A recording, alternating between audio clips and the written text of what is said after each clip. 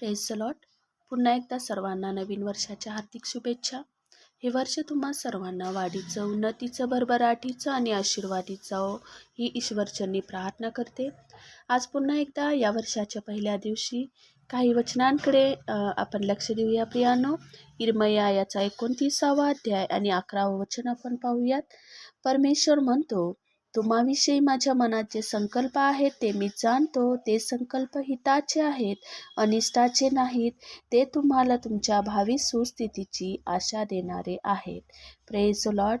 किती सुंदर वचन या ठिकाणी आम्हाला पाहायला मिळतं प्रियानो, की परमेश्वर म्हणतो, तुम्हाविषयी माझ्या मनात जे संकल्प आहेत ते हिताचे आहेत. कदाचित आम्ही काही संकल्प या वर्षामध्ये केलेले आहेत, काही योजना या वर्षामध्ये आखलेल्या आहेत प्रियानो, परंतु तुम्हाला सांगू द्या, त्या प्रत्येक योजनेमध्ये प्रभूचं सहाय्य आम्हाला आवश्यक आहे. त्या प्रभूची योजना आवश्यक आहे. कारण आमच्या देवाचं वचन सांगतं की योजना करणे मनुष्याच्या हातचे आहे, परंतु जीवेने उत्तर देणारा परमेश्वर आहे. ज्यावेळेस आम्ही आमचे संकल्प, आमच्या योजना त्या प्रभूच्या हाती देतो, त्या प्रभूच्या हाती समर्पित करतो प्रियानो, त्यावेळेस त्या प्रत्येक योजनेला, त्या प्रत्येक संकल्पनेला प्रभू कृपा देतो. त्या संकल्पापर्यंत पोहोचण्यासाठी ती कृपा प्रभू आम्हाला पुरवत असतो. म्हणून या वर्षामध्ये आम्ही सर्वस्वी त्या प्रभूच्या हातात पडूया. कारण देवाचंच वचन सांगतं की त्याच्याकडे आमच्यासाठी चांगल्या योजना आहेत प्रियानो. Praise the Lord.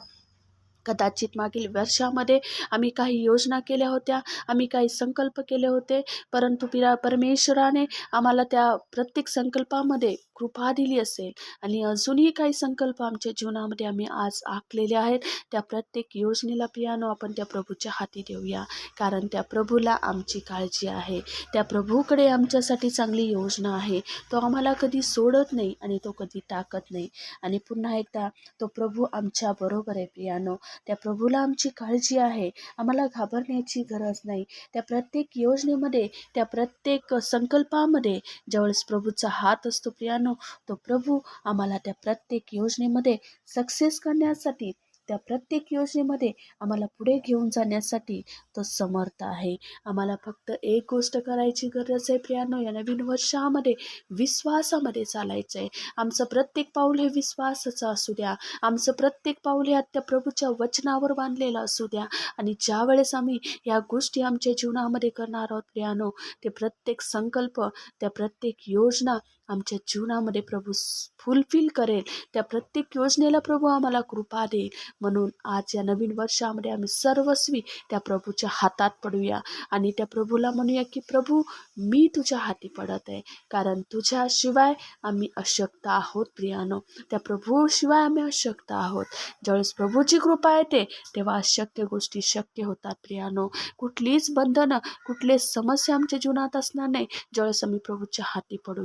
या वर्षामध्ये एकच संकल्प करूया की मला प्रभूवर विश्वास ठेवायचा आहे, मला प्रभूच्या वचनामध्ये वाढायचं आहे, मला प्रभूला आवडेल असं जीवन जगायचं आहे, प्रभूसाठी जीवन जगायचं आहे, प्रभूच्या योजनेसाठी जीवन जगायचं आहे. हे संकल्प आम्ही ज्यावेळेस आमच्या जीवनामध्ये करू, त्या प्रत्येक संकल्पामध्ये प्रभू आम्हाला कृपा दे. त्याचबरोबर आम्ही जरी या जगिक गोष्टींचं नियोजन केलं नसेल, परंतु आमचा प्रभू ज्यावेळेस आम्ही धार्मिक गोष्टीचं, त्याच्या स्वर्गाच्या राज्याच्या गोष्टीचं नियोजन करतो प्रियानो, आमच्या प्रत्येक भौतिक गोष्टी आमचा प्रभू सर्वस्वाने पुरवण्यासाठी समर्थ आहे. कारण त्या प्रभूला आमची काळजी आहे. कारण तो प्रभू आमच्यावर प्रीती करतो प्रियानो. या नवीन वर्षामध्ये वचन घेऊन आम्ही जाऊयात प्रियानो की त्याच्याकडे आमच्यासाठी चांगली योजना आहे प्रियानो. चांगले उत्तमते देण्याची योजना त्याच्याकडे आमच्यासाठी आहे. आणि त्या वचनाद्वारे आपण स्वतःला उत्तेजित करूया आणि स्वतःमध्ये, त्या प्रभूमध्ये त्या स्वतःला आपण समर्पित करूया. पुन्हा एकदा ही वचन प्रभू आशीर्वादित करो.